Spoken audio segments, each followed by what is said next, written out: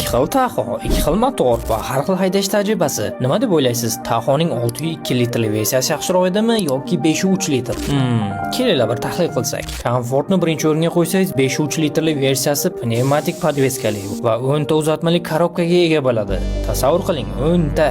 Shunaqa yumshoq bo'ladiki, u Scores'dan bunisiga o'tishida umuman siltashlarni sezmaysiz. Bunaqa paytda Spark'ning 4 ta uzatmali avtomat korobkasi bir chetda sigaret chekib o'tiradi. 3-qator sidinani tushirib qo'ysa, hatto orqasiga bemalol baydarkani sig'dirib yuborasiz. Dinamikasi ham yomon emas. 5-3 litrli motorga ega bo'lsa ham, siz o'ylaganchalik tez emas. No, bo'ladi. 8 sekundda 100 ga chiqadi. Uning ustiga kim sizga bu mashinani poyiga uchun oladi? To'g'rimi? Dynamic Fuel Management tizimi borligi uchun 8 ta silindrdan agar kerak bo'lmasa 4 tasini ham o'chirib qo'ysangiz bo'ladi. Uzoq masofaga benzin kerak bo'lib qoladi. Hadeb viloyatda sifatsiz benzin olavermaysiz-ku, to'g'rimi? Baribir uzoq masofalarga ko'p haydaysiz. Gaz o'rnatib olsangiz yomon bo'lmasdi. Yaqinda Tahoe 602 litrli versiyasiga propan o'rnatib berdik. Siz hali ham yangi Cobalt'ga propan o'rnatmadingiz hatto. Metanchi bo'lsangiz ham o'sha gap. Hozirda bitta propan zapravkasi bilan ikkita metan zapravkasining narxi bir xil. Lekin bir xil masofani bosib o'tadi. Faqatgina bitta farqi bor. Propan ko'proq o't kuchini beradi. Kontaktlar pastda,